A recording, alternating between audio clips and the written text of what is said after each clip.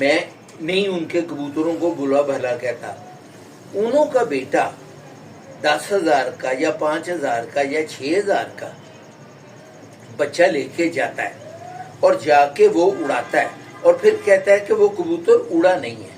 बेटा देखिए 5,000 का या 10, जब आपको एक बच्चा उड़ाने वाला भाटी दरवाजे से या ये जो है ट्रकों का अड्डा इतवार के उतवार उधर बाजार लगता है, तो आपको उधर 500,000 रुपए का बच्चा उड़ाने वाला मिल जाएगा, तो कौन आदमी 5-10 हजार रुपए का बच्चा लेके उड़ाएगा? और जब वो उसको क्रॉस करेगा, अपने घर में जोड़ा लगाएगा, तो वो अपने दिमाग के हिसाब से जोड़ा लगाएगा, वो उसके दिमाग। अब ये बातें बड़ी लंबी हो जाती हैं। मैंने जो अपने उस्तादों से सीखा हुआ है वो दिमाग की बात सीखी हुई है कि जब आपने उड़ाने वाला लगाना है तो आपने उसके क्या क्या पॉइंट्स देख के जोड़ा लगाना है। तो अब हम जो अच्छे उस्तादों से मारें खाई हुई हैं और हमने उन्हों की खिदमत की हुई है और उन्होंने हमको दिल से सिखाया हुआ है, वो बुजुर्गों ने, अल्लाह उन्हों को करवट करवट जन्नत नसीब करे, उन्होंने हमसे कोई चीज का फेवर नहीं ली हुई और मुफ्त का सिखाया हुआ है। तो वो चीजें हम अगर अपने पास रखें, हमको चाहिए वो लोगों को बताएं।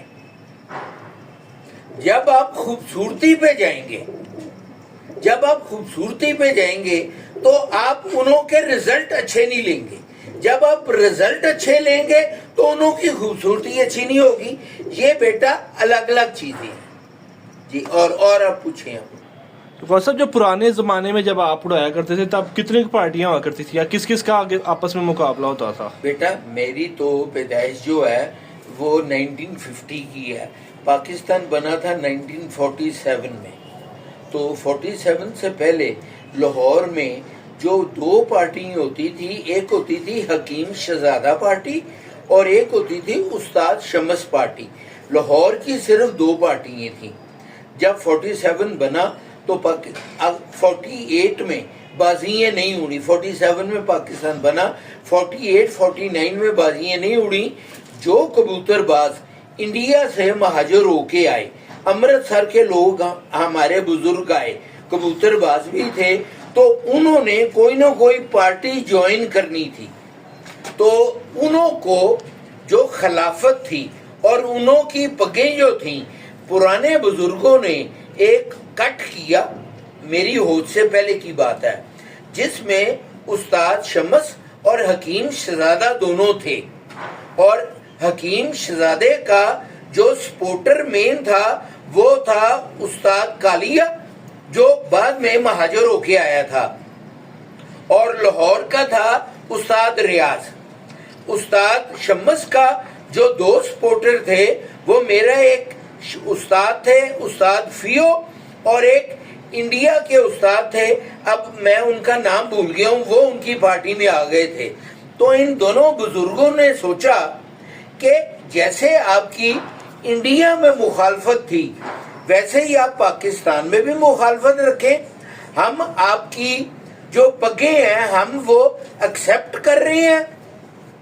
आधे आदमी उस्ताद शमस के साथ बैठ जाए, आधे आदमी और उस्ताद हकीम शहजादे के साथ बैठ जाए।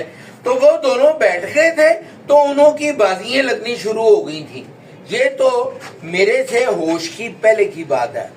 बाद में मैं जवान छोटी उम्र का था, ये बात मैं आपको बता रहा हूँ 1964 या 65 की,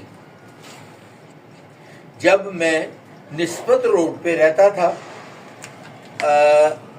यूसुफ खान मरूम लाहौर आया, उसने आके कबूतरबाजी शुरू की। वो शागिर्द था राणा हनीफ कोई होते थे, उनको मटरवा राम भी कहते थे मेरे ख्याल से, मुझको माफ करें अगर मैं गलत कह रहा हूं। तो राणा हनीफ थे, वो उर्दू स्पीकिंग थे, वो थे शेर नवाब के शागिर्द। शेर नवाब जो था वो रिश्ते में यूसुफ खान का नाना लगता था या दादा लगता था। शेर नवाब की पग राणा हनीफ के पास थी, तो यूसुफ खान ने संत नगर में कट करवाया था बहुत बड़ा। मैं तब छोटा सा था, मैं उधर गया था। उसने वो पग राणा हनीफ से शेर नवाब की ली थी, और जितने भी मुखालिफ पार्टी के शागिर्द थे, उस्ताद शम्स के शागिर्द, उन्होंने इतराज किया। उस्ताद शम्स को कहा कि हम ये पग एक्सेप्ट नहीं करते।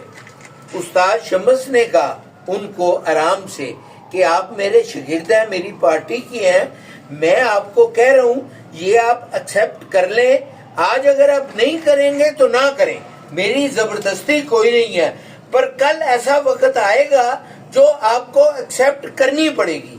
तो फिर उन्होंने वो पग एक्सेप्ट कर ली थी। तो शेर नवाब की जो पग थी वो ऑटोमेटिकली ट्रांसफर हो गई थी यूसुफ खान के पास। और लाहौर के 2-3 उस्ताद बड़े ऐसे हैं